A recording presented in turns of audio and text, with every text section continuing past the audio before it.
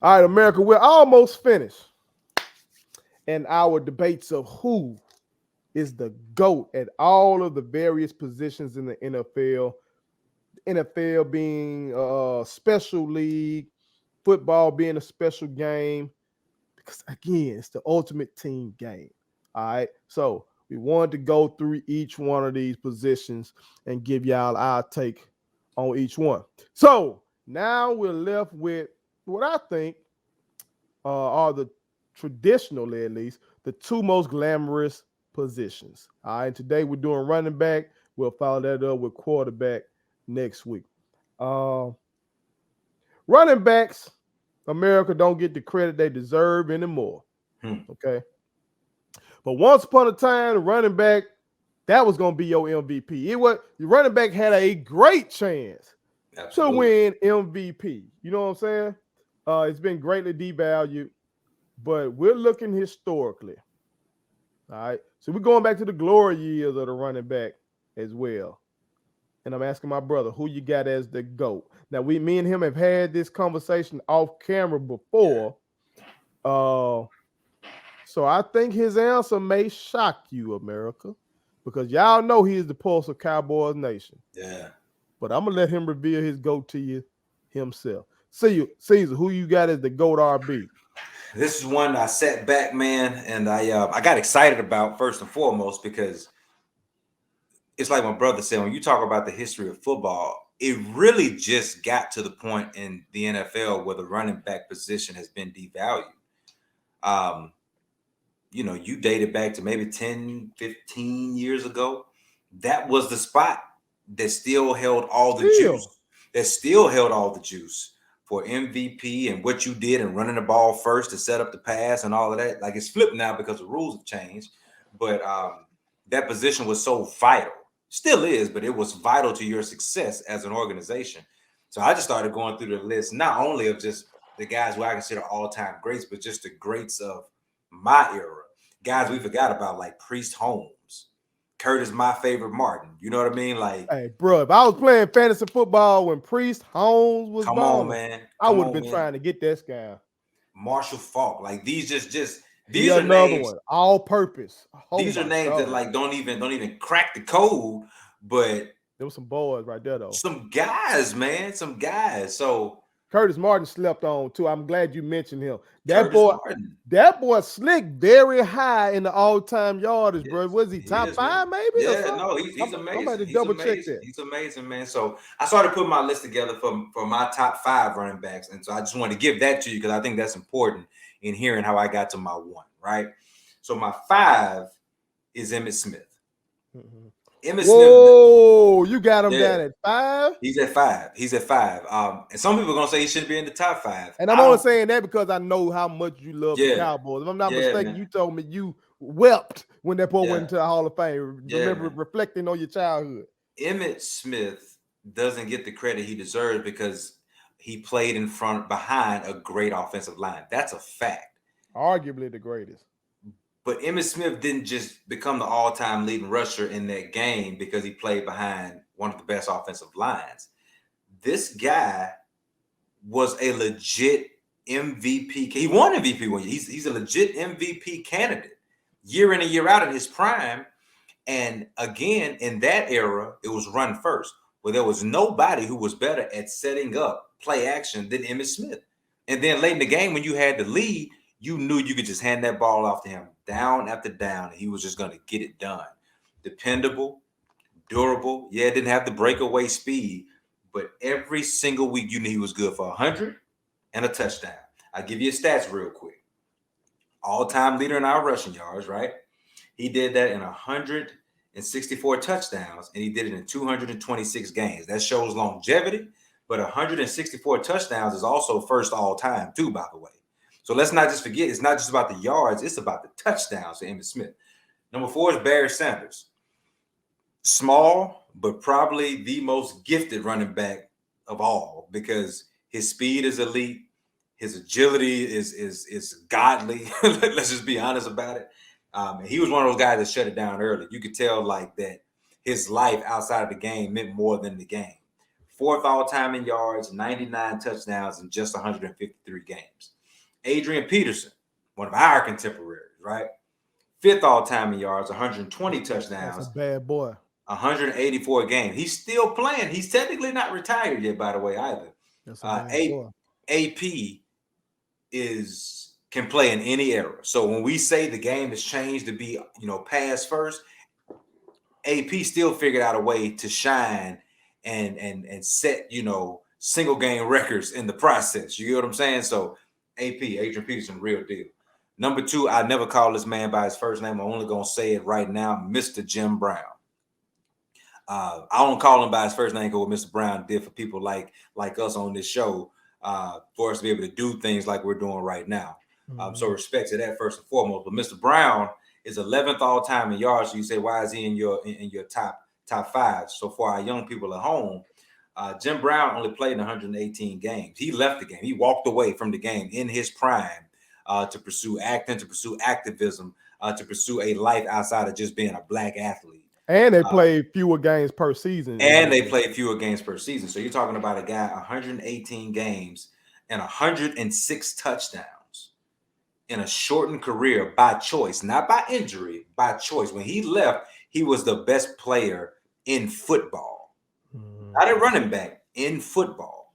So Jim Brown, the second greatest, Mr. Brown, second greatest of all time, which brings me to my number 1.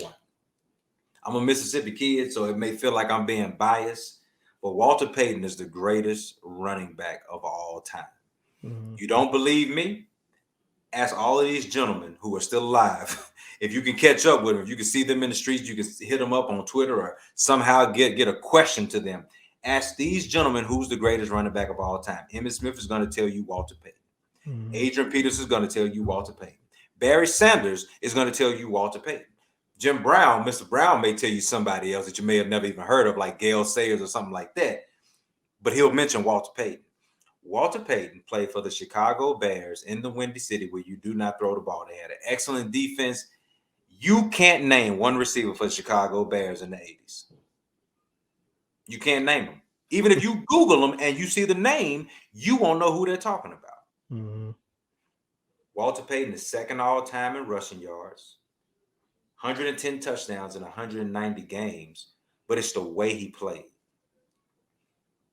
Every time you see him get popped at the line of scrimmage, he never went down on first contact. Ever went down on first contact. And this is not a guy that I saw play in his prime. Walter Payton, by the time I understood what football was already done playing, truth be told. So you got to go back and look at his clips. You also need to go back and, like I said, listen to his contemporaries and current players to understand the greatness that is sweetness. Walter Payton took what some people will look at and say, well, he's not that big. He's not that tall. He's not even fast. But somehow he was always running away from somebody. He was always jumping over somebody. He was always running through somebody. A physical running back at about 209, 210 pounds, maybe 215 at his best, but a small running back. And I mean running through contact and getting the respect of each and every player in the NFL to the point where when he was done playing, people were saying things like, there'll never be another running back as great as Walter Payton. We never say that. We always know that there's going to be another something in any sport. But with Walter Payton, there will never be another, man. You can make an Adrian Peterson. You can make a Chris Johnson. You can make whatever we got out here today in Zeke and in whatever. King Henry. Don't leave out King Henry now. King Henry. Those guys are simply chasing Walter Payton. You can break the record. You can break Emmitt Smith's record. There will never be another Walter Payton. Sweetness, the GOAT of running backs. Well, I know all of the real ones that down with us from the Jackson State community are going to be very, very happy with your answer. Yeah. They're going to be unhappy with mine. Let's see what you got. This is why. Okay. You know, I've done my QB GOAT research extensively.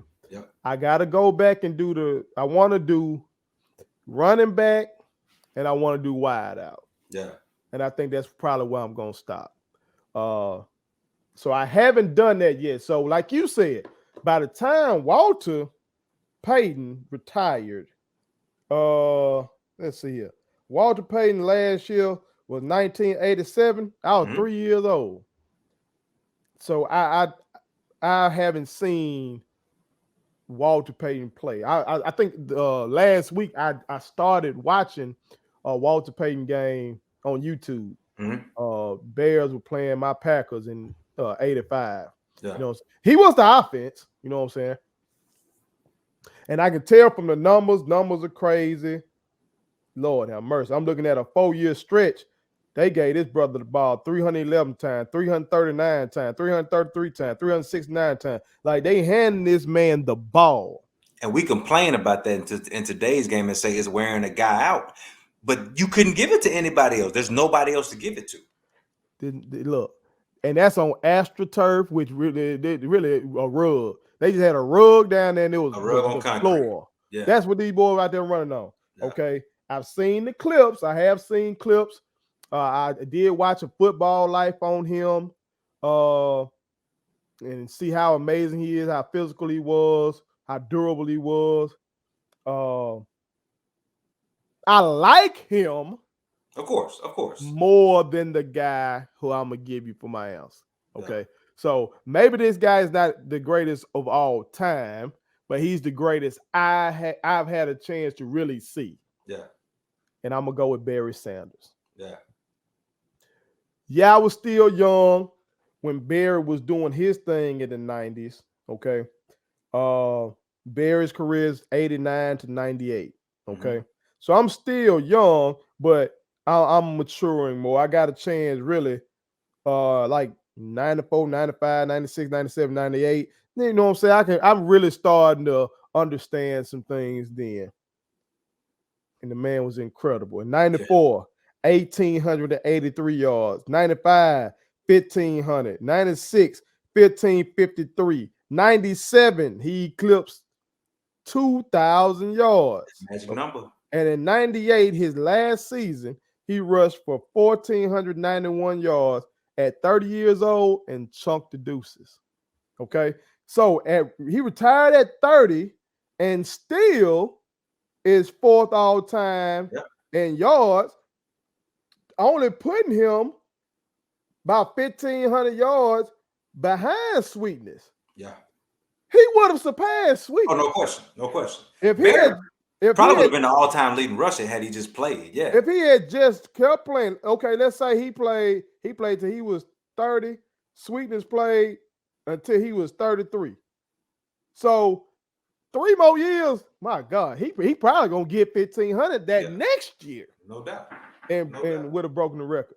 But what does it for me with him? So in that era, the two GOAT running backs when we were kids, your boy Emmitt Smith and Barry. Yep. And so the comparison, Emmitt had that tremendous line. Barry ain't had that. We talking Detroit, America. If you watch last week, my brother told y'all about Detroit. They just can't seem to put a team together. They get a guy here or there who's great. Yeah. They had Herman Moore. And Herman Moore. You know what I'm saying? They'll get a guy. We talked about Megatron. They'll get a guy at a particular position who's legendary, but they seem like they just can't put a team together. Yeah. So this man ain't had that line like that. He ain't had no Hall of Fame quarterback like that. But still did those numbers. And then the eye test for me with Barry. Oh my God. Supreme athlete. It's insane. Yeah. America, if you watch Barry, go look up a Barry Sanders highlight tape. It's nuts. Yeah. The man's agility is insane. And he had to make them folks miss because the line wasn't blocking. So he had to do that. You know what I'm saying? My opinion may change, America, now. Once I do my running back GOAT project, okay? I'm going to get to that. But right now, for what I've had a chance to really see, I got to go with Barry. Now, I do want to mention this. And America, I want y'all to chime in on this too. You mentioned Jim Brown, brother. Yeah. I noticed in football culture, they don't dock Jim Brown Yeah. for playing in a era that was not fully integrated. Right. Whereas basketball culture docks Bill Russell and Wilt Chamberlain's numbers are ungodly. Yes, they are. Okay, I think what Wilt Chamberlain probably averaged like 30 and 20 for his career, maybe. I don't know. Maybe I'm wrong on that. Okay. Yeah. I know he averaged 30 because Michael Jordan has the all-time scoring average lead, but it's by like tenths over Wilt. You know what I'm saying? But Wilt has had years of averaging 50. But people kind of say, look who you were playing against. You weren't even playing against fully integrated league. You bigger than everybody. Football culture doesn't really do that to Jim Brown to me. Nah. At least when I talk to football guys and I hear the media talk about football, like the Hall of Fame, when Jim Brown walks in, they all stand and pay tribute. Now, basketball does that to Bill Russell. So like when he walks in, they give him his props. For sure. But it's like they kind of minimize Russell's accomplishments because the league wasn't fully integrated yet. Yeah. Football doesn't do that to Jim Brown as much. Have you noticed that? I have. I think with Jim, he was such a trailblazer, not just in the sport, but like Jim Brown was like the first. I won't say the first, but he was just like one of those transcendent guys where like his name stepped outside of his sport. I think that's why Bill Russell gets that recognition because he was part of that civil rights movement. He took his place in sports, but he also took his place outside for a bigger cause. Mr. Brown did the same thing. And I also just think like from the time he stepped into his league, he dominated. I just want to quickly like kind of go through his stats. He did do that. Yeah, like his rookie year, 1957, he ran for 942 yards and 9 touchdowns. This is when they had 12-game seasons. So his first 4 seasons, they only had 12-game seasons. 942 yards his rookie year. Then he went 15, 27, 13, 29, 12, 57. Oh, that man did 1,512 games in 12 games. So he had 5.9 yards a carry. That's not even his best year. His best year, he had 1,863 rushing yards in 14 games. That's 6.4 yards a carry. Y'all, for his career, you know how they measure running backs. Can you get 4 yards a carry? Well, he averaged for his career in those 9 years 5.2. He walked away from his career. At the height of his career, he had 17 touchdowns and 1,544 yards. You know what? He walked away. He might be the GOAT. I dock him. It's not his fault. That's right. Because of the racist structure and everything. But I dock him because it wasn't fully integrated. I do the same thing with like Babe Ruth. If we talking baseball, I'm not going to call Babe Ruth the GOAT because he's playing a segregated league. I don't know how he would have done. But those numbers you just dropped are insane. And if I'm not mistaken, he's the all-time leader in yards per game. Yards per game. I think he got like 100 a game. Yeah. For his career, if I'm not mistaken. If not 100, it's I think it's like 99. For his career, it's 104.3. That's nuts. Every game, he's gonna get you 100 yards. That's nuts, bro. Yeah. Like, I want to go back. I love history. Okay. Yeah. And YouTube, one of the greatest things ever invented if you use it right. So I want to go put my eyes on all this kind of stuff, man, because the running back position, in my opinion, the running back position is the epitome of football. The running back is doing something. If they're on that field, they're contributing in some way. Either you're handing it off to them, either they're going out in a route, or they're blocking somebody. Yeah. Okay. So you got to know how to catch. You got to know how to tote that route. You're physical. They ain't changing the rules for you. You a runner. They ain't doing all that stuff. You got to block somebody bigger than you. Yeah. It's the epitome of a football player to me. So any of these guys are tremendous. No question. Shout out to them and their families. If they passed on, shout out to their families. Yeah. You know what I'm talking about? Long live these kings. of the game, bro. It's just tremendous. And I would love to see football get back to featuring these guys. Give me a 3-down back, bro. Come on, man.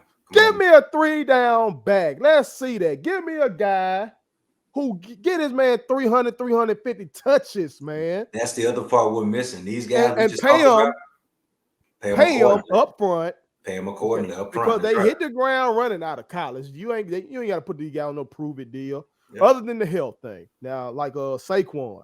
Sure. Okay, we see Saquon injury prone and stuff like that. Okay, but you say that about all these positions. But you're right though. Each and every one of these guys we mentioned were already the best players coming straight out of college. Barry Sanders won the Heisman. Barry Sanders went nuts at Oklahoma State. He was the best player in America, and there was no doubt he was going to be a top-notch guy. Emmitt Smith, same thing, all-American running back. Well, we just told you what Jim Brown did when he first set foot in the league. Adrian Peterson was already said to be an all-time great from day one. And Walter Payton, if you're a Mississippian, you know what he did. You already know that when he stepped into the league, he didn't have to have a learning curve. He was already better than the guys he was playing against day one. So you don't have to wait to pay elite running backs. You know what it is, man.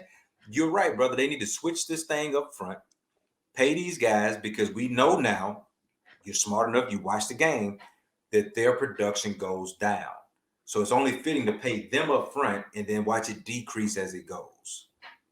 That players union got to step up and fight for it. But hey, NFL player union, like the NBA player union, they're lacking. They better get on that baseball playing. The baseball players gonna get what they want. Baseball players shut it down in a second. Okay. They'll shut it down, baby. Well, that's what it is, America. Y'all chime in, tell us who you got as the GOAT running back. Put it on something. My kids wanted me to tell y'all to make sure you subscribe to my YouTube channel, follow me across all social media platforms, like the videos, and share them. Did I forget anything? And turn on the post notifications. Y'all heard them. And also, visit Statement Tees, LLC.com, and shop with us. That's Statement Tees. Every t-shirt you wear makes a statement.